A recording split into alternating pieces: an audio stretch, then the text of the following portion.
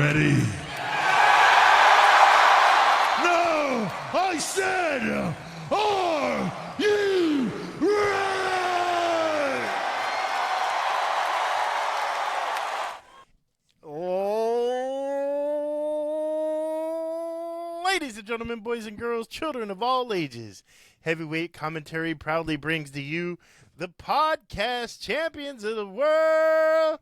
It's my main man, Mr. Breezy. And I'm your boy, Big K-Dawg. Ho, ho, ho, ho, ho. And we are The Heavyweight Commentary. Big K-Dawg. What's up, brother? What a week, man. It has definitely been a week. That's what a week. I tell you what, man. AEW Dynamite this week thoroughly impressed me. I was delighted at what I saw.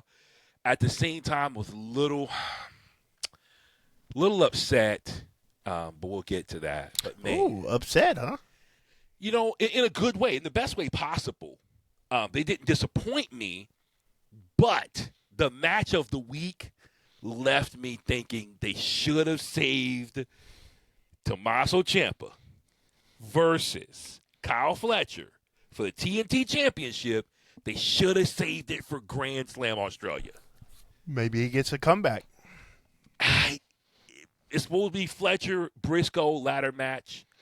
I'm hoping that they might put Ciampa in that, make it a three-way dance. There's time. I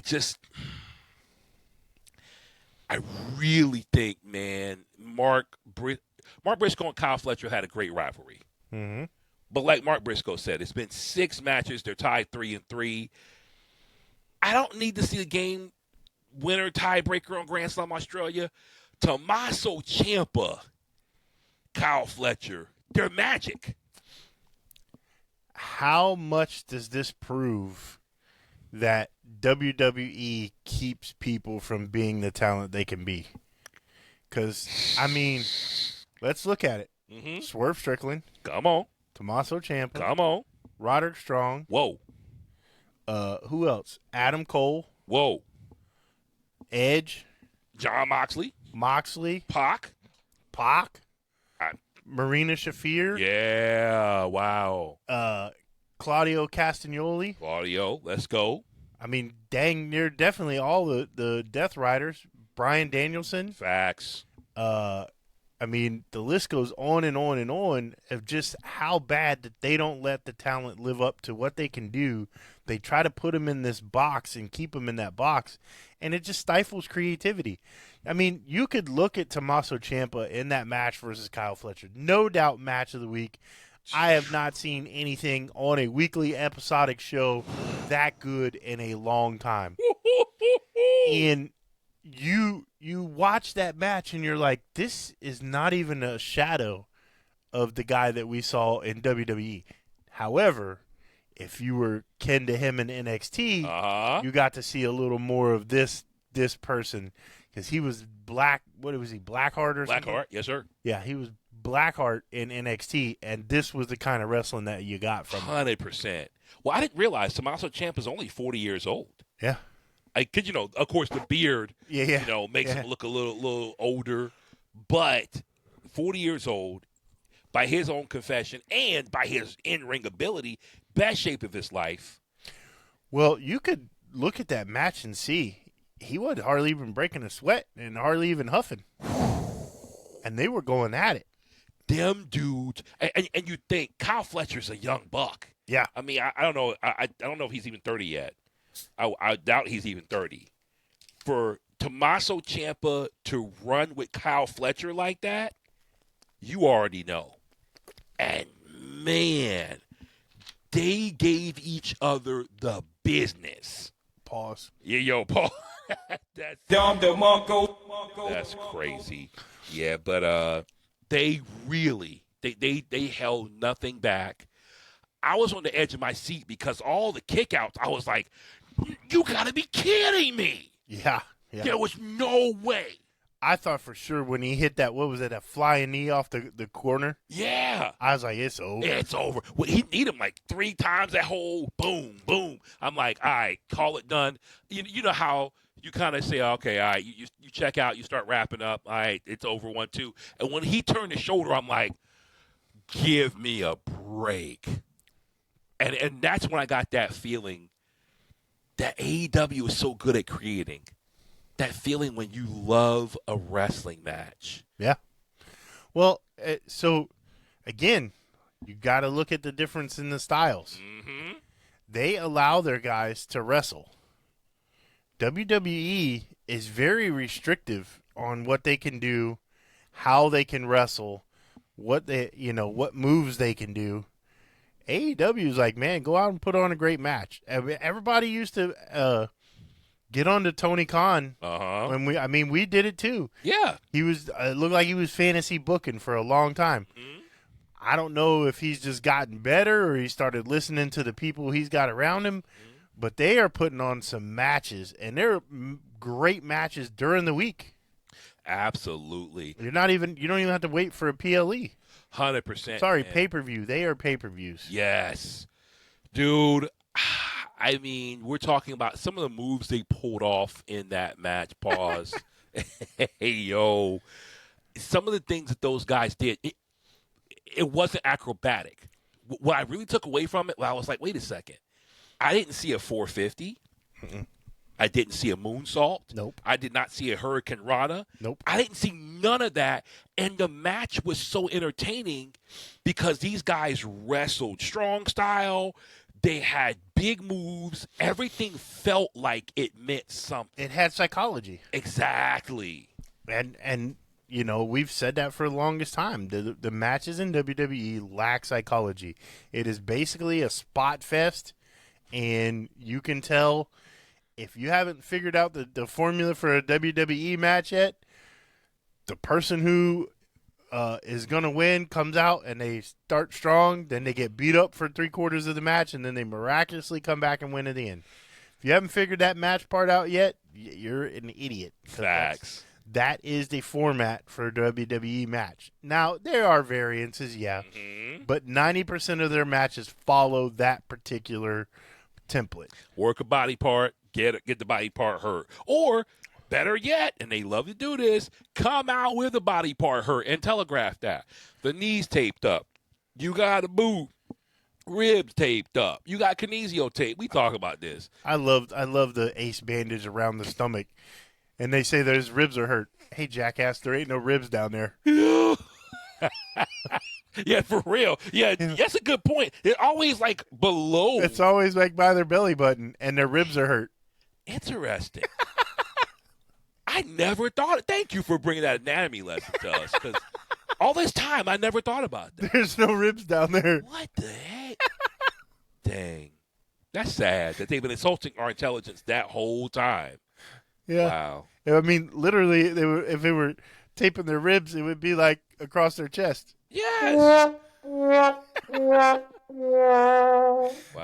It's so funny. Like when you see things and you understand, it's so hard not to see it. Like, and the kinesio tape is crazy. Yeah. Oh like my they God. use it for everything. I got a sore thumb. Put some kinesio tape on it. Just go ahead and wrap it up. But yeah, man, Ciampa, Fletcher, we got a new champ out of that match. Yeah, I was very surprised. I thought it was cool that they gave him the belt right out the gate. Yes. And they let him get a title defense. Yes.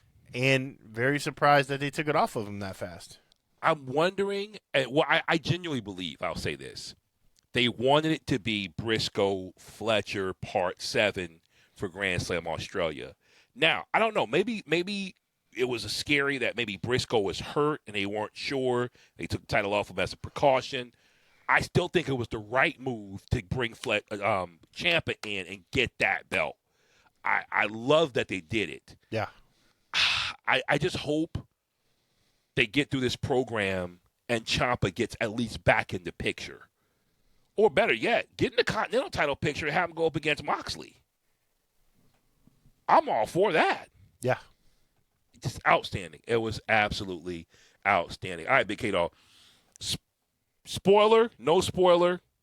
We had Tekla versus Statlander. You tell me. Oh no, I haven't watched it yet. Okay. I've watched most of Wednesday's show. Yeah. I haven't watched that yet. If you want to talk about it, go ahead. Got you. Just understand it's going to be a one-sided conversation. I'm with you. So, spoiler alert. I'll cut to the chase. We have a new AEW Women's Champion in Tekla. You said that she is the better of the few that came out recently. Facts. I've been impressed with Tekla, like what she's doing with Julia Hart, with Sky Blue. It's good to got a veteran chick with those younger girls.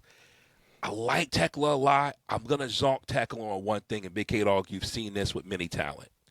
What is up with the spear that's a clothesline?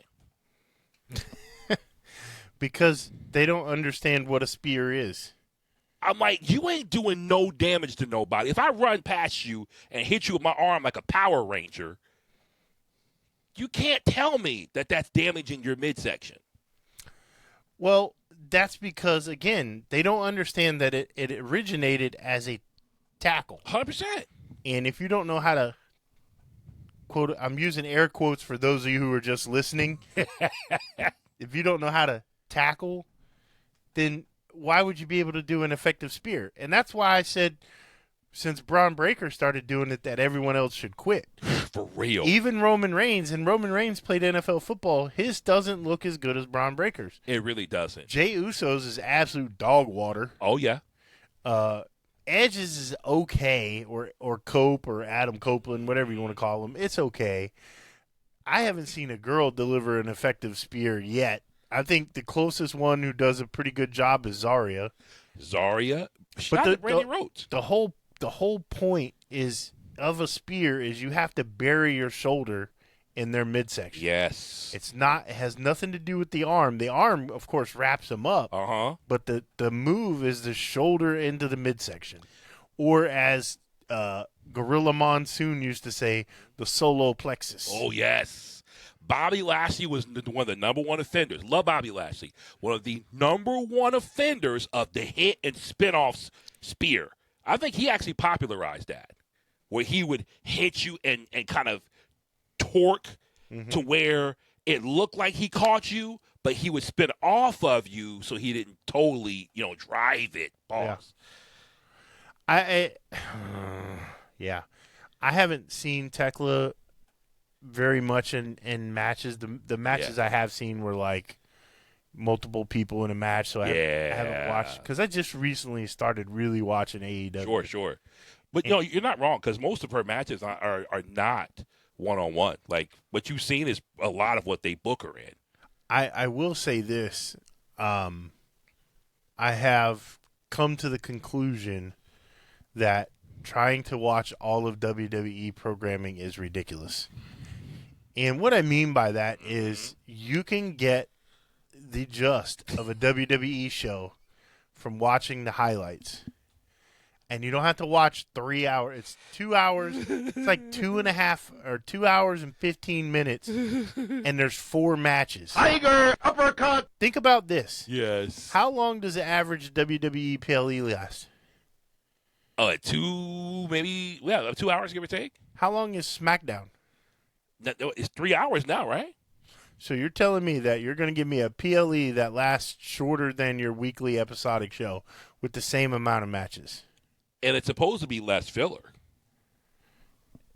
Yeah, because they use 4 matches and they go 30 minutes a match, and half of them have no business being in the ring that long. They should be 10 to 15 minute matches, and let's move on and get somebody else in there. But no, they do these slow building. It's a laborious move to get started. They got to stand around and look at each other for a while and look at the crowd. And I don't care about that crap. I want to see you fight. Big fight feel, Big K-Dawg. Come on, No, it's man. not. I agree. I'm being facetious for those of you out there. Yeah, he was using air quotes on that one. Yes. It's stupid. I've caught them do that too. Big fight feel out here. And I'm like, stop it. Yeah. Stop it. Yeah, and that's the other thing too. I really appreciate the commentators more on AEW because they're not there to make a spectacle of the thing. They're there to commentate on what's going on. Facts. They're not, oh, everything is the greatest thing ever. It's Michael Cole's skeeting under the desk. You're like, my calm gosh. down. Calm down. And Joe Tess is the number one offender of doggone skeeting all over himself. You know who used to be really bad at that, but I like him better than Joe Test? Yeah. Mario. Oh, my God. You mean Jamaican me crazy? Yes, that guy. Oh, what is it, Mario Morello or something Who's like that? Mauro Ronaldo. Yeah. Oh, my gosh. That guy was something else, man. Oh, my You could God. punch somebody and he would act like it was the greatest punch ever in the history of mankind. It's like, settle down, big fella. They're just doing flippers. I didn't like him at first, but he grew on me because he really did oversell everything. It was almost like he was taking away from the action, though. Yeah, that's my point. I liked him because of that, but at the same time, he was taken away from that. But again, and it sounds like I'm glazing AEW, and it's just because I've started to watch and I've started to appreciate it. And I'll tell you, I watched a little bit of the interview today with AEW MJF and Chris Van Vliet. Yeah. And MJF said, if you don't watch AEW because WWE is your brand and you feel like you can't watch a different wrestling show, that's just stupid. 100%. He was like, I feel sorry for you because you're missing some of the greatest wrestling there is. 100%. Well, the Monday Night Wars were Monday Night Wars for a reason. You had two opposing sides that had two very distinct products. Yeah. And that's what we're watching now. WWE is a certain product. It will always be that. You know, my wife asked me a question watching wrestling this week, and she's like, so do you think that wrestling is going to continue or is going to die out with new fans? And I'm like, honestly, it's going to continue if for nothing else that WWE is an entertainment product. Yeah. That's what it is. I think WWE is going to start losing popularity. Oh, yeah. And I heard somebody the other day, and I forget who said it, but they said they don't think Triple H will be in charge next year. There's a lot of rumblings that talent are dissatisfied. And then this whole Unreal, if you ever wanted to implicate yourself, go ahead and make a show about you being the biggest jerk of a boss, about you being somebody who makes poor decisions with talent and with matches. I don't think that show, he's actually burying himself. And Triple H has been known to bury in his career. It's been documented. But he's burying himself. It's not a good look. Yeah. I think, too, people are getting tired of the Triple H bandwagon. Like, he's got to be a part of everything. You know he's on the cover of the new game. He's one of the covers on the new game. He's not. On the WWE 2K. I mean, that's him, but this part's not. Have you seen that? Oh, they digitally altered it? Massively. Because, when Triple H came out, Triple H was cut and whatnot, but the way his chest was shaped, he never had like a big, like massive, like pectorals like that. Oh, yeah, he did. You know what I'm saying? You got to see it. You just have to see it. I looked at it. They showed the picture that they made that cover off of. It's the same exact picture. You know what I'm saying? It's the stuff behind him is all altered. No, they changed his whole pectoral. I should say the structure of his pectorals. Because I'll have to look at big. Because I saw the picture, like they put it up side by side. Yeah. Watching, I forget what show it was. Yeah. But they put it up side by side and showed the picture that they got the cover off of. Yeah. And it didn't look altered. It was him. There's another one. And now maybe somebody did an AI. Because, that's out there now. Yeah. So there's no telling. But the one I saw, them pecs look like Batista's pecs on Triple H. It was weird. I don't know. I'd have to look again because the one I saw didn't look like that. Got you. But he's on the cover of that. He has to come out and introduce shows, and he's got to come out and congratulate people in the ring, and it's like, okay, dude, and we get it. You're in charge, and you got your buddies in charge, and all your buddies are in place to. You got Road Dogg on this show, and you got Shawn Michaels in NXT. Shawn Michaels is doing a pretty good job in NXT, killing it. But I mean, why would you not think that one of the greatest wrestlers of all time would be good at helping develop talent? The guy who pioneered cruiserweight wrestling to a large extent. Yeah. Of course. It's just, I don't know, man. It's crazy. Well, I wonder this, Big K-Dawg. Is it by design? Because remember, when they first announced the Paul Levesque era, is it by design that they want to put him in front of us so much to try to erase, or I should say, rehash the company, change the imagery? They want you to forget, obviously, Vince. They want you to forget the yesteryear. Vince did a lot to try to revamp the business without you thinking about people, and all that. Is this the same thing? Is this the 2026 version of the cleanup? Could be. It could also be they're trying to position him as the new Mr. McMahon and make him the mega heel. That would make Unreal make sense. Otherwise, it's dumb. Because it kind of is, in my eyes, it's kind of positioned him that way, where he is slowly, you can kind of see him slowly morphing into the Mr. McMahon type character. Now, obviously, it's going to be a different version. Yeah. But that type of character. That makes sense. Now, I could see that. I could get with that.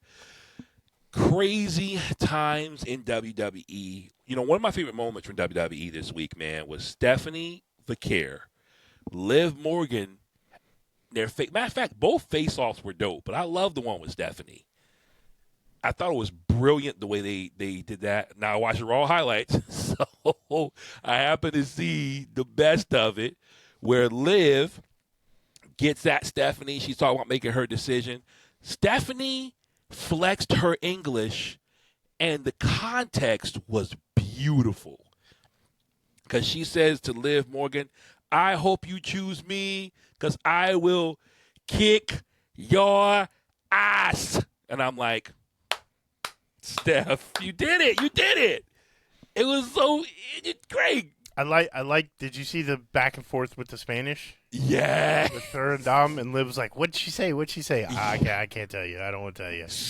Brilliant. And he says something. What'd you say? What'd you say? Don't worry about it. Oh, brilliant. I felt like that.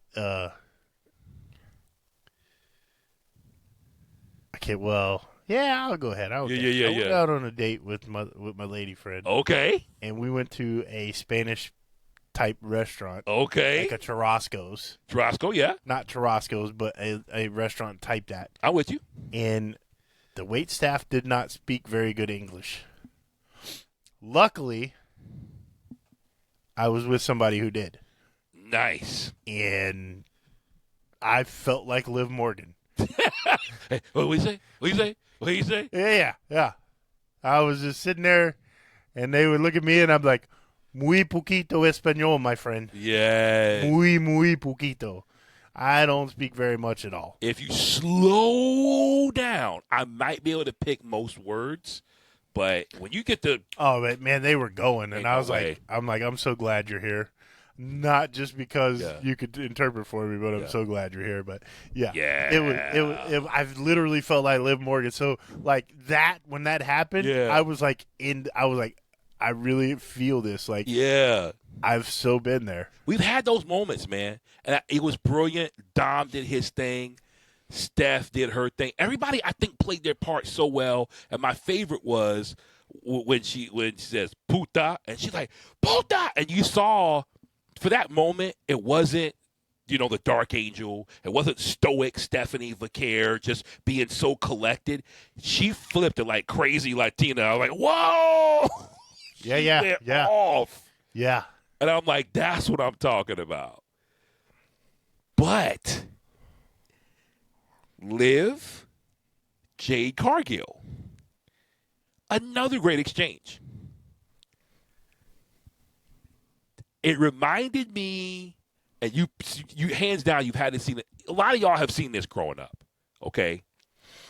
You got white girl, you got hood girl, okay? Now, doesn't necessarily have to be a racial thing. It just has to be hood rat. It's just cultural, yeah. right? Because I've seen it with 2 white girls. It don't matter. Oh, yeah. Racial, it's just the difference in culture, okay? You had, Little Miss Thang, Little Miss Barbie, and you had hood chick. And a hood rat chick. yes.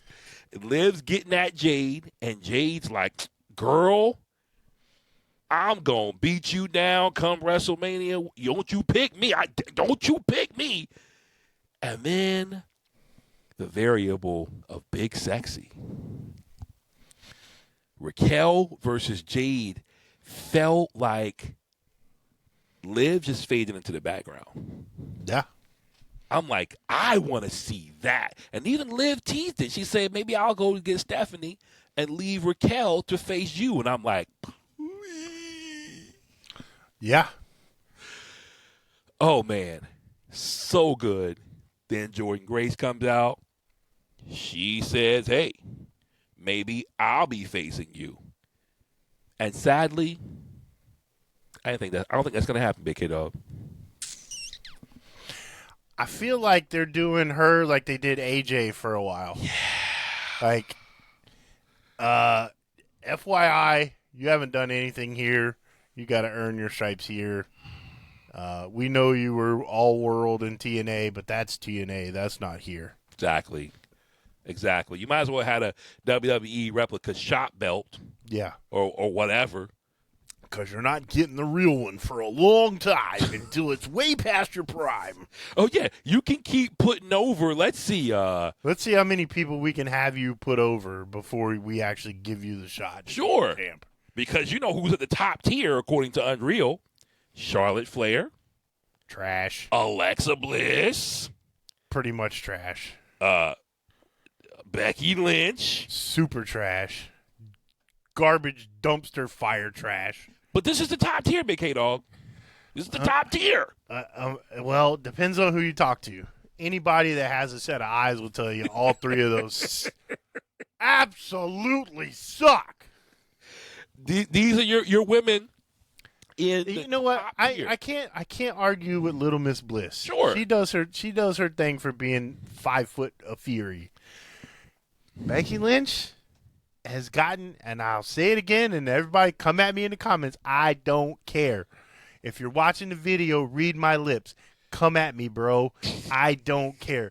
Becky Lynch is the worst top-tier wrestler in the history of wrestling. She is absolute garbage. She is a landfill worth of garbage. She is absolutely terrible in the ring. She used to be decent a long time ago, maybe 10 years ago. Now, it looks so bad. Everyone that tries to wrestle her has a hard time carrying the match with her because her skills have diminished so much. It's rough. And I don't know if it was motherhood, she's afraid to get hurt, or what it is. And and I'm not saying that's a bad thing. I'm just saying, in wrestling, if you look at pure wrestling, she ain't got it no more. She never really super had it. Sure, exactly. She had the personality. Exactly. And they messed up. They brought her back and turned her heel, and now she's a snoveling little heel that you really just are like, baby girl, just shut up. Yeah. No one cares. You know what she's like? She's like that kid in the playground that talks all the time about how good he is. Yeah. And then when you get him on the floor, like if you're playing basketball, he talks, man, I'm going to cross you up. I'm going to do this. I'm going to do that. And you put him in a game and he shoots the ball and he goes over the backboard. And you're like, what the hell are you talking about, bro? But I'm good. And he goes to dribble the ball and it bounces off his knee and goes out of bounds. Or he dribbles it off his foot. Or he doesn't know how to dribble, so he's just slapping the ball. It's like, come on, bro. Or you talk to guys, I used to play softball, and it used to crack me up all the time. Well, it's just softball. Yeah. Well, let's see you get out there and do it then. Yeah. And they swing and miss, and it's like, it's just softball. What are you doing? It's underhand, bro. Come on. Or you hit a ball at them, and they'll hit me. But they're good, and they don't just say it. Their coach says it. Their mom says it. Oh, yeah. Everybody's talking about how good they are. The people that are talking about how good you are have absolutely no idea about wrestling. Sports Illustrated, they hate wrestling. Why would we care what the hell they say? And Bleacher Report is like Wikipedia. Yeah. It's not. She probably wrote it. If you look at it, she probably authored the article in there. Why Becky Lynch is the greatest ever by Becky Lynch. Or no, it's by Rebecca Quinn. Yes. Is it about why Becky Lynch is the greatest ever by Rebecca Quinn? Exactly. Just stupid. Oh my. And that was entertaining. And wait, well, hold on. I'm not done on this. We got girls like Sol Ruka, who needs the time to shine, and you're telling me that you got this let him cook 35, 40-year-old woman who could barely wrestle in the ring carrying a championship belt. Let him cook for no freaking reason. And no offense to AJ Lee, she was decent 10 years ago. Oh, come on. Hadn't been in the ring in 10 years, and now we're wrestling the fate of the company on her.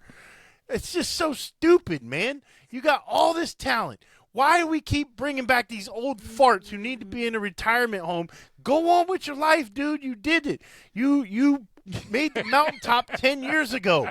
I don't give a crap about you anymore. Finish her. I want to see the new kids who desire to be there, not the people that are just satisfied with being on the main show, collecting that $325,000 minimum salary. I want to see the guys. You know what MJF told me today? Yeah. Or said in the podcast today? He goes, I sit around. I never leave wrestling. I am this 24 hours a day. He said, I will sit at home, watch a show, think about something, open my notes app, and write it down. He goes, you want to know something? Every wrestler that you ever like, your favorite wrestler today, I've got a whole promo against them in my phone right now. Wow. Every wrestler that you can think about. I never stop doing this. That's the people I want to see. I don't want to see the people who are interested in trying to make their way up so they could go do movies. I don't give a crap about that. Facts. I'm not watching movies. I'm watching wrestling. I'm not watching movies. I don't want to go watch movies. I want to watch wrestling. That's why I'm watching this show, to watch wrestling. Exactly. I'm not trying to see the Screen Actors Guild tryouts. Because that's what it feels like WWE is now. It feels like it's dadgum acting tryout class. Mixed with a little stuntman in there. Flawless victory. And case in point, Kalani freaking Jordan. Oh, God. She couldn't act her way out of a wet paper bag. That is the most unbelievable character I've ever seen in my entire life. Yeesh. Not Kalani Jordan. No. God dang. Now, I did see, I don't know who that girl was who wrestled Vera Victory or something like that. She was on Collision, maybe. Yeah. Who's the Chinese girl that was, that's probably the Oriental or Asian lady who was a tag team partner with Tony Storm? Oh, you talking about Mina Shirakawa? Yeah. She wrestled Mina Shirakawa. Yeah. And it was terrible. She was not good. Ooh. And I think she's been around for a while, but I was like, baby girl, it's time to hang up the wrestling boots. Oh, no. Because it would just look bad. No. But that's the only one I've seen in AEW that looks bad. The rest of them, man, they put on shows. Even that girl that we were just watching, Brittany Brooks, she did pretty good until she got beat with a belt like she owed money. I like Tekla with the strap. Yeah, it just irks me to no end that the WWE feels like they got to bring these old people back for some reason. Let's bring back. I might as well call Kevin Nash out of retirement and give him another hip replacement to get him in the ring. He's still got 2 more matches left. We used to joke about this when I coached college baseball because the guy that I worked for always brought in seniors because he didn't want to take the time to train the young kids up to play. All he wanted to do was recruit juniors and seniors. And it's like we used to joke. We'd be like, "Hey, I got this guy. He hadn't played in a while, but he's been bagging groceries for the last 10 years, but he's got like 2 innings left in him. I think we should give him a full scholarship." It's the same freaking thing. WWE's like, who can we pull out of their old folks wrestling retirement home and bring them back and give them a run at the title? I don't want to see Chris Jericho. Everybody's like, when is Chris Jericho coming? Who gives a flying pile of horse donkey crap? Not me. I don't want to see Jericho. I don't want to see old folks home wrestling. What is he going to do? Stand in the ring and punch and fall down and take 10 minutes to get up longer than CM Punk already does? We should have that match, Chris Jericho versus CM Punk, sponsored by Geritol. Oh, my God. And Depends. They should change the tables. They shouldn't be Slim Jims. They should be Depends tables. The Huckster versus Nacho Man. Oh, my gosh. I don't want to see it. But you make a great point, man. All solid points, bro. And it's sad because not everyone, and you know this from every organization, if you've worked anywhere for any length of time, if you're, anywhere near our age range, not everyone can lead leaders. Yeah, no. Some people, they just want to hire Frank, who shows up to work, does what he's told, comes in, goes home. Frank is the guy, and they're going to put Frank on to do stuff. Frank will end up being the manager because Frank will do whatever they tell him. Oh, 100%. 100%. And WWE is a system. They work their system. They're going to have those people. Those people are now leading. You're Michael Hayes, Road Dogg, Bruce Pritchard. You're going to have guys like that, Jamie Noble. You're going to have those guys. And because WWE says, hey, play ball, LA Knight doesn't seem to be one of those kind of guys. And when you see people get pushed back or why they're not getting a push up, well, they don't play ball that well. But then you get a Roman Reigns, and it's all of a sudden, hey, he's the young upstart. He's that kid. He's our kid. Okay, we know. Is he that good? No. Can he do WWE well? Yes. And that's unfortunately a sad fact of the wrestling world, as a lot of people are doing a system well. They're just not doing wrestling well. And fans, we know it. We see it. And it's sad.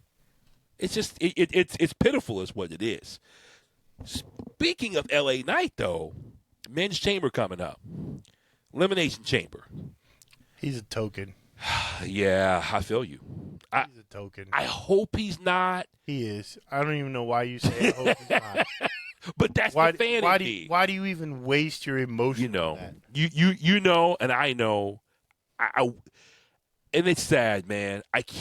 It's like a toxic relationship. I keep just getting reeled back, and I want to believe different. LA Knight, Randy Orton are in the men's elimination chamber.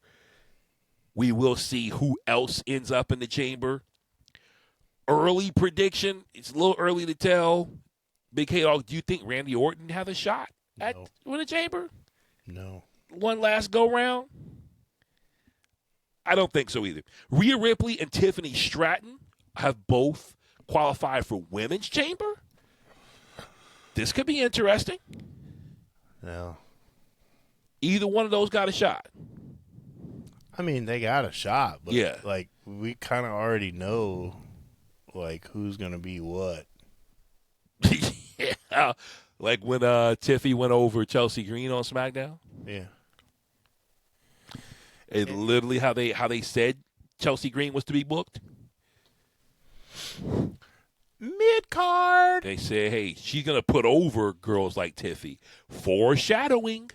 Yep. And then, lo and behold, Chelsea, man, shout out to Chelsea. Apparently she's out with an ankle injury, broken ankle. Mm-hmm. Best case scenario, 8 weeks. She could make WrestleMania.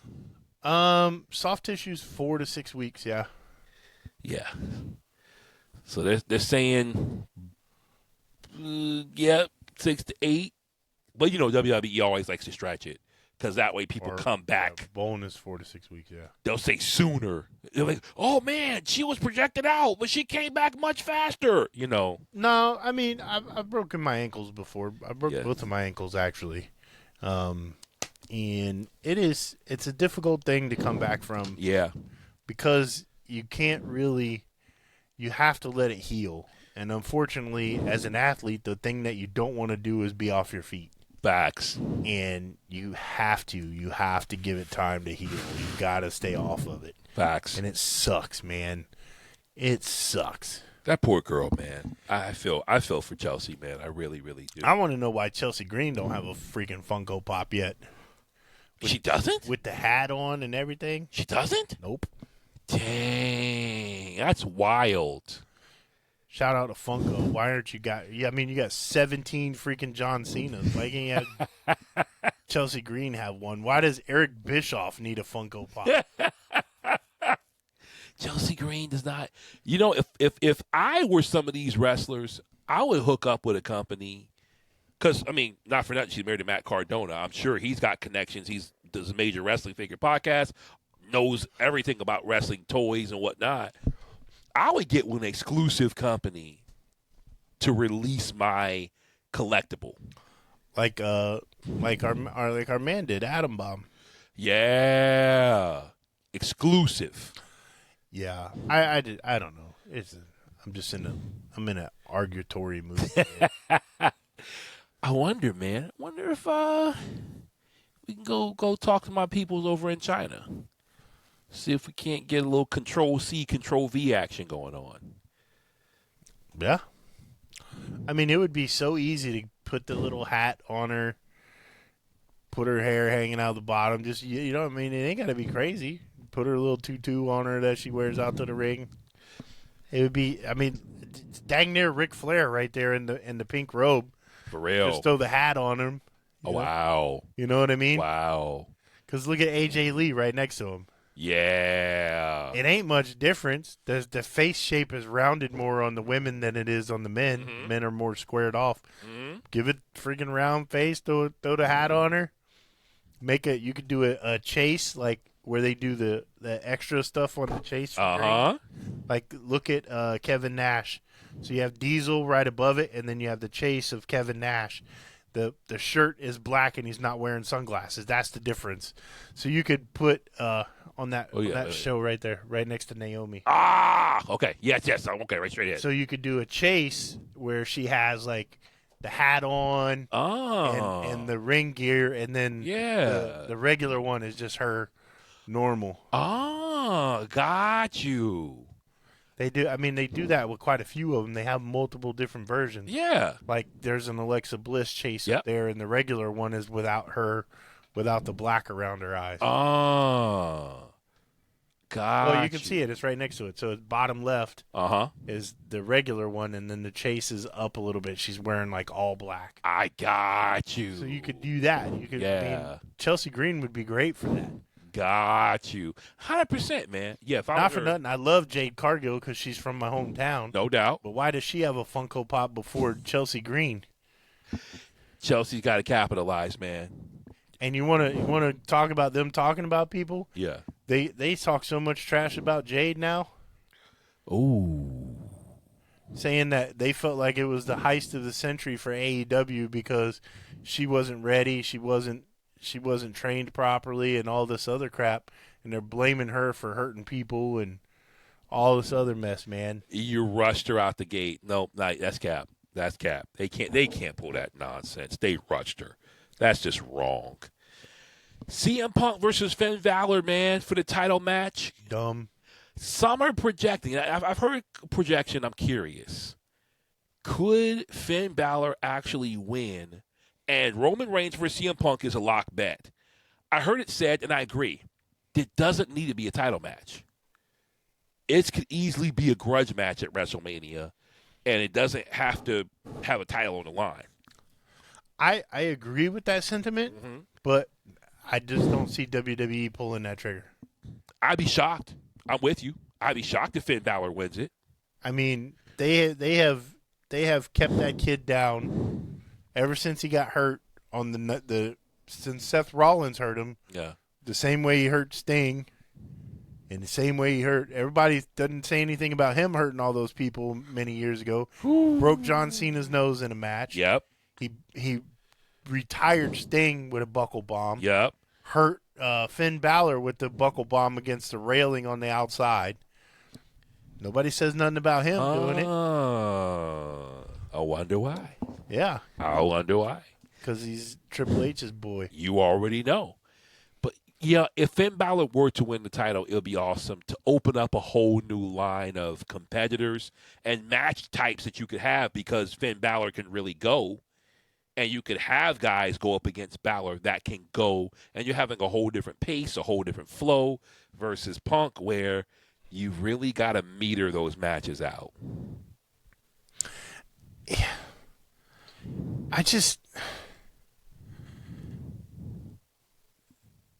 They've made Finn Balor such a bland character that it's hard to have any emotional attachment to him. Facts. Because he was so good when he first came out, when it was Finn Balor, and then when it was needed to be a big fight feel, he came out as the Demon. Mm-hmm. And I don't know why they ever nerfed that or why they ever shut that down, because that was one of the most over gimmicks in the game. And now we get this bland Finn Balor who can't hardly win a match, has to be on a tag team or run in or part of a stable, and he's like a little boy in the stable. And he was the first person to win the Universal title. Facts. Well, they were betting the house on him, which is crazy. Now, I did hear Finn Balor say, I want to say it was Cody Rhodes' interview, where he said he didn't want the Demon to become a trope, or he didn't want the Demon to be like this, every so many matches you would see the Demon. He originally, to Finn Balor's words, he was like, hey, Demon was supposed to be originally kind of a special entrance, and that was where it stayed versus becoming a whole character, which... Yeah, and he, like I said, he only did it for, like, super big fights. Yeah, exactly. It wasn't like every PLE he was the Demon. No. Yeah. No. It was like 3v3 grudge match that have been the most brutal rivalry. Yep. Then out comes the Demon, and that's who got to fight. Exactly. That was great. That's what I'm saying. Like, It was a great concept, and it was played out great, and it was so over, and it was such a good entrance, man. Such a good entrance. 100%. And while we're on the topic of entrances, what happened to having good freaking entrances in wrestling, man? What happened to those days when it used to be, like, special when somebody came out? It was cool when Batista used to come out and go, boom, boom, boom, boom, boom, boom, boom, boom, and the fireworks came. Yes. It was cool when Brock Lesnar would come out and go like that, and the fireworks would go off behind him. It was cool when Goldberg stood in the middle of the pyro, and it came out of the pyro snorting smoke. Yeah. That junk was cool, man. Why do we get like these stupid people walking down to these songs that they have obviously no connection to? And I don't know why they changed Stephanie Vaquera's song. Dude, that hurt me, man. That hurt me. It's so dumb, man. That was a great song. You knew when that guitar riff, dun-dun-dun, dun-dun-dun, you knew who it was coming. Now you're like, oh yeah, this is Stephanie Vaquera because her horns are showing up. It's like they take stuff that is good and they're like, oh, that's too good. Let's just stupid it up a little bit and pour some idiocy on there and we'll just make it dumb. You know, I wonder. And I don't know if this is it. I'm not just cracking on WWE. Oh, sure. AEW has the worst pyro in the history of pyro. Yeah, like the fireworks from Bob's freaking fireworks stand down the road. They go around. Who sells fireworks in this town? Oh, Uncle Joe down the road over there. They go get $30 worth of fireworks from Uncle Joe's stand. They got snakes and sparklers. Yeah, they got somebody's over there with the lighter going. Like four freaking. It's like, come on, dude. You're spending all this money. Get some good entrances. Now, there are still some good ones. Don't get me wrong. There are still some good entrances. I like Obafemi's entrance. Obafemi is. I like Obafemi's entrance. Yeah. He said, I come out with that strut. I'm there to do work. Whoa. That's cool. I could care less about Randy Orton's. I mean, the song is cool. Everybody knows the words. Yay, we get to sing along. What did The Rock used to say? Yay, I'm from Detroit. That's where I'm from. Yay. That's what I feel like with these stupid entrances now. I feel like I'm supposed to be excited for nothing. What, because you said something to, good evening, Denver. Yay. Yay. Oh. Shout out to Kenny Omega, Swerve Strickland. Yeah. The proto-star Kyle Fletcher, my guy. Loving what he's doing. Tommaso Ciampa's, I'm feeling Tommaso Ciampa's interest. It's a spectacle. Yes. You know that when he comes out, something's about to happen. It's going down. This ain't just like the music hits. Case in point, your boy's Jet Speed. Yeah. The music comes out and they walk out there like, hey, we're here to wrestle, guys.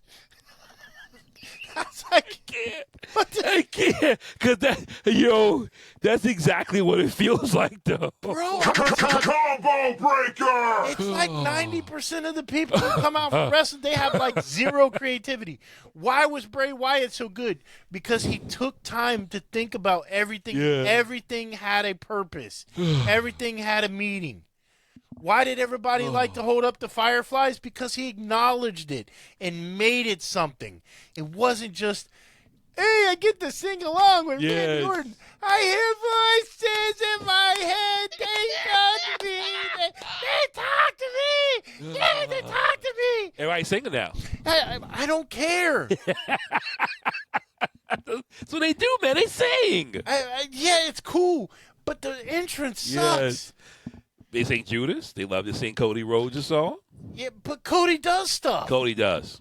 Cody times it. Yes. That was one of the things that Finn Balor used to do. Dun dun, and the lights would go up, and it was a spectacle. Oh, that was the best. That was one of the best ever. Because anywhere, any crowd, any place on the planet, you could win him. Yeah. Jey Uso, not for nothing. The yeet. Everybody can yeet. It's a spectacle. Exactly. It's an entrance. This is a superstar. Yes. You want to call people superstars, treat them like superstars, not like indie wrestlers who ain't figured out their entrance yet, so they're just playing whatever song and then walking out. I mean, how many times have we tried to tell people, this is your character? This is a song that you should think about playing. Time it like this. Yeah. When the music hits, bam, you pop the curtain. It means something. Instead of just song hits, you come out, you're talking, blah, blah, blah. Nobody knows what you're talking about because we can't freaking hear you. Exactly. Who are you talking to? Exactly. Talking to the person in the ring. They can't hear you because I'm front row and I'm sitting right next to them and I can't hear you. So, let's make it make sense. Yeah. If you want to be, quote-unquote, superstar, be a freaking superstar. Don't half-ass it. But you know what it is? I think a lot of people honestly get they have nerves. They don't want to get exposed, and they're just getting down the ramp as fast as they can. Versus the greats telling you, they all say the same thing. Take in that moment. Breathe. Take in that moment. Hear the crowd. Feel the arena. Let them tell you where you are, what you're here to do, what they want to see out of you. Feel that. The greats could time it, like you said, feel it, interact with it. They're giving me this, I'm giving them back. All in that 30 seconds or whatever it is, they get down the ramp. And then the real greats, glass breaks, Stone Cold, one of the best to ever do it. Glass breaks. He marches down the ramp, and you know he's about to stomp a mud hole in somebody and walk it dry.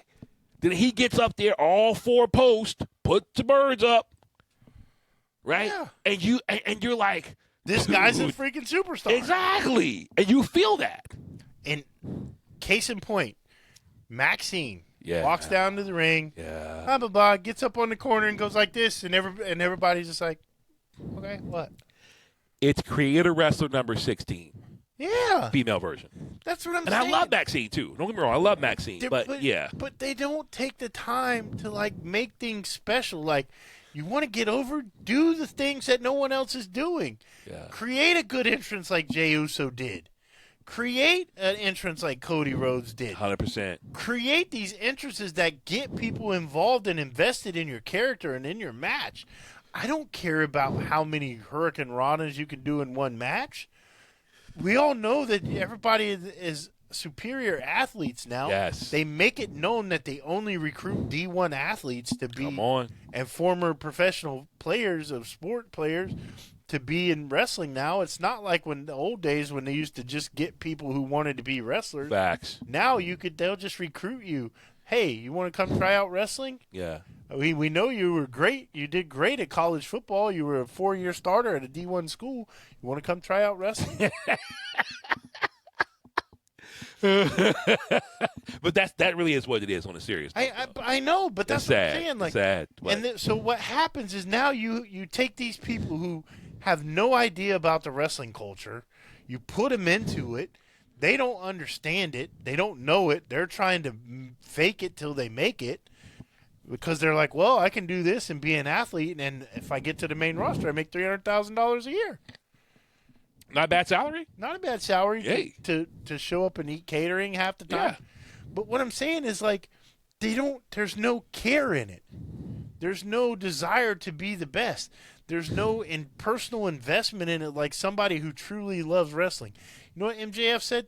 I wanted to be a wrestler. He said, when I was on Rosie O'Donnell, they said, what do you want to be when you grow up? I said, I want to be an opera singer and a wrestler. Wow. He said, they made me say opera singer. Wow. Just so that it wouldn't seem corny. He said, I wanted to be a wrestler since I was a little kid. Wow. And I want to be the best that there ever was, the greatest of all time. And he goes, I truly believe I'm one of the best in the world right now. He really is. And he is. And it's just, but there's you're going to get me into this, and I'm already feeling like I'm going there. Yeah. It is a mirror reflection of our society. Uh-huh. We have participation trophies. There's no reason to strive anymore. All you have to do is show up to get a reward. That's facts. There is no reward for going above and beyond and doing something more than the next guy because you're going to get the same reward as him. So why should I care? And this is the system that WWE has built. They've built a system of participation trophies. There's no, I'm pretty sure that there's no special now for being champion. Like you used to get so much more money and stuff. I don't think you do anymore. I think you get like more bookings and things like that. Where you get more side money, but I don't think they make much more over their salaries now to be champion. They might get a little bit, but not like they used to. It used to be you wanted to be champion because you made the most money. Exactly. And you knew the company believed in you. Now it's just like, I just want to be champion because I could say I'm champion. It's different. Undertaker said something recently, and apparently this has gotten around. So Did he say it, or did Michelle make him? Oh, that's a good question. Now, I can't call it. But Undertaker apparently was quoted recently to have said, these kids today don't have grit. And it's kind of funny because you're talking about WWE here. Sure. They don't have grit. They don't have grit. They don't, he's like, back in the day, I really wanted to wrestle. I did everything I could. I hustled. I worked. I did put all my money into wrestling school.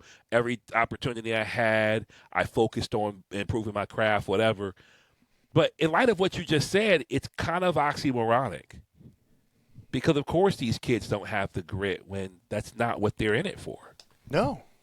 So if you're going to say something like that, everybody needs to get on board and become these talent that really want to grab the brass ring. It's like that old Vince McMahon analogy, but it's how can they when that's not their goal in life? No, their goal in life is to make movies. That's what only people get in WWE for, to make movies. And blame it on Hulk Hogan and The Rock.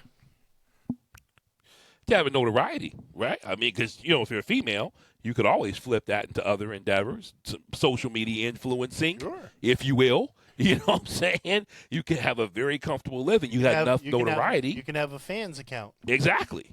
you get your name blown out there, and the next thing you know, you're like, hey, look. You said blown out. Yeah, that's crazy. That reminds. Who was it? Was I think it was Tony Schiavone who said it.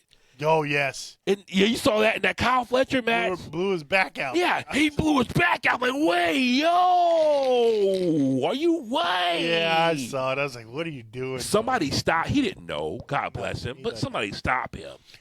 Yeah, it just frustrates me as a fan. And you guys, you guys can come at me in the comments. I do not care.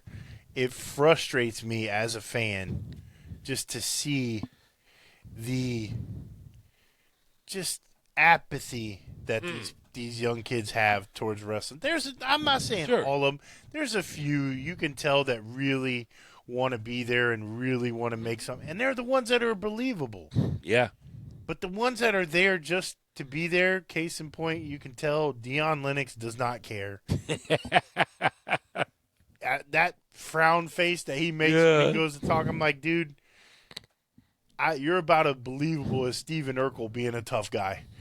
Because that's what you remind me of right now. And sorry, but Kajana Carter with the all black trunks trying to look like Mike Tyson. God. Like, come on, bro. But when somebody's feeding you a personality, when they're telling you, hey, kid, go out there and you're going to sell this and you're going to get this over. And I really see that for you. Oh, yeah. Well, I mean, we've seen it time and time again. Mm-hmm. Look at Josh Briggs. Yeah. When he first came out, he was a country boy. Yeah. With his brother, buddy. I can't even remember what his name was now. Yeah. But they were country boys. Sure. And Fallon Henley was a country girl that hung out with him. And she always came out, and she still kind of does come out in cow print. Oh, yeah, she's doing her thing. But she's a lot more dolled up, like prettied up now than she used to be. And now you got Josh Briggs is wearing all leather with the belt wallet chain in the ring, and it's like, oh, yeah. It's like, dude, like, I get it, man, but that's not who you are, and it doesn't seem real. It doesn't seem like it's something that I want to be invested in. I want to be invested in Sol Ruka. Mm-hmm. Sol Ruka is believable. She's from Hawaii. She has a surfer girl attitude. She's got that laid back style, that swagger. She's got swagger. Then Zarya is believable because they've kind of made her soft. Yeah. She's a big, aggressive, athletic girl. Not big like fat. Yeah. She's like big, muscular, strong girl. Yeah. She's built. And they made her soft, like a sidekick. And it's like, but you can see the angst of her now, like, I'm not being that no more. I don't want to be that. Exactly. I want my time to shine. It's my time now. Yes. I like that. Sorry, I don't believe a thing about Kalani Jordan. It ain't happening. I don't. It ain't happening. Baby girl, you're not tough. Stop trying to act like you are. It ain't happening. But it's self-awareness, though. It's all it is. So much of it's self-awareness. Do you know who you are? And when somebody comes and tells you, hey, this is who you are. Actors will tell you, I don't really see my character saying that line. No, my character is not like that. But they know who they are and who their character is enough to say, they wouldn't do that. Yeah. I mean, you listen like some of these people who came in and dominated. Yeah. Like, I read Karrion Kross's book. Yeah. He came in, I think he said he had like 30-something pages of character built for Killer Kross. Yeah. That he handed creative when he came in. He's like, here, this is my character. Like 30 freaking pages. Legit. Like, people don't put in that time. Just let me take a handful of this and throw it against the wall and see what sticks, and we'll try that this week. Well, we know what'll work for you. We've made stars. Okay, but how many of those guys that you supposedly made are over to this day or even memorable for that matter? Yeah, it was that's the challenge. Nothing. That's the challenge. Speaking of memorable, speaking of over, I want to make sure I address this, and I definitely want to get your thoughts on this, Big K-Dawg, as well. Brody King. Brody King right now is arguably the most controversial man in wrestling. Mm-hmm. in his match against MJF, which I'm not a fan of eliminator matches at all. I do not like a concept. If you beat the champ, you get a title shot. If I beat the champ, I should be the champ. So I'm not a fan. AEW loves to do it. Eliminator match. I'm not a fan. But in his eliminator match against MJF, because Brody King has been very outspoken, very left-wing, not trying to sway you any which way on politics, just that's where he's at. Brody King gets in the ring. Crowd knows who he is, what he represents. They start chanting fudge ice, and they didn't say fudge. Yeah. And it's caught on, and even to the point where James Romero actually remarked on this, that Brody King and MJF were not on TV this Wednesday promoting their upcoming match for the AEW World title. That's the most important match on the card, should be at least. And they didn't really promote that match at all. They weren't present because of the fudge ice chants. I think it brings a question up, Big K-Dawg, and I'm curious to hear what you think. Politics and wrestling, is there a line? Where is that line? How does that all figure in? Oh, you're going to get me in trouble. Yay, hey. I said this years ago when the NFL started the kneeling crap. Uh-huh. And the NBA started the kneeling crap and wearing the shirts and forcing everybody to wear the BLM shirts. Uh-huh. I could give two flying about your political beliefs. I don't care. I'm not there for you to try to get your message over. Uh-huh. You want to do that on your own social media. At my time when I'm there to watch wrestling, be the wrestler. Ooh. The whole point that we watch wrestling is to escape the struggles and strife that we have in the real world. We're not watching wrestling to get your political beliefs or to be swayed one way or the other. We're watching wrestling to not be in that world for a couple hours a week because we have to deal with it 24/7, 365. Facts. Why do I want to go and watch something that I'm trying to get a break from the real world on and watch a freaking entertainment show? Why do I want to hear your political beliefs, and why do I want to be forced to do it? I don't. I want you to be a wrestler, be a Let him cook. and stop being so political. Oh. No one cares. No one cares. Sure, you can get cheap heat by saying things that are socially fire-causing right now. Anybody can do that crap. Facts. I don't want to see that. I want you to be a wrestler. You know what made – go back a few years when the new Top Gun movie, Maverick, came out. Yeah. Do you know what was great about that movie? What's that? There was no forcing me to watch anything like forcing gay stuff on me. There was no forcing of LGBTQ plus C minus queers, whatever. Whoa. There was no forcing of that stuff. There was no real any political thing. It was a good guy versus a bad guy. We knew who the good guys were. It was ambiguous who the bad guys were. And if you went and looked at the coordinates that they showed on the screen, if you paused it and put the coordinates into a map, it was a dot in the middle of the ocean. Wow. Because it wasn't supposed to be political. It was supposed to be telling a story. Facts. And that's what wrestling is supposed to do. It is supposed to tell a story of good versus evil, not left versus right, Democrat versus Republican, ICE versus illegals. I don't care. I don't want to see that in wrestling. I want to see somebody punch somebody in the face. That's what I want. That's why I watch wrestling. I want to see somebody do a really cool move like Tommaso Ciampa jump off the top rope and knee Kyle Fletcher in the jaw and dang near knock his head clean off his shoulders. Facts. I want to see that stuff. I want to see Javon Evans jump like he's like dang near through the roof and do cool moves like that. I want to see that stuff. I don't care. I don't want to watch politics in the middle of a wrestling show. It has 0 point. And the reason that they weren't on the show is because the venue and the owners of the venue said that they did not want him there causing problems. They made him stay back because of that. He was not allowed to be in the venue. That's why he wasn't on the show. You know, man, I'm with you. I think the biggest challenge we run into is your social media, you and your brand and what you represent and what you want to do as I don't care, I don't know if Brody King is his real name or not. I don't know if he's Michael Johnson, who knows. But whoever that is, right? It's like, for example, Breezy and Big K-Dawg are not the exact same people we are in real life. Okay? Now, close to it, but I'm not going to get on here and talk to you about all kind of things that I think and feel and personally and this and that. Why? Because this is where I stand. Social media, and a lot of y'all think it's real. It's not. Social media is not the real world. Social media is the creation of FOMO. Facts. Fear of missing out.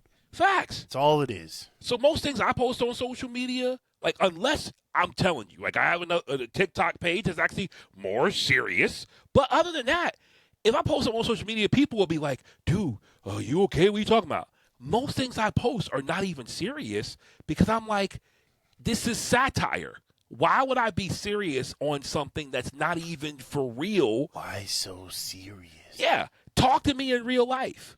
Call me up and say, hey, B, let's have a conversation.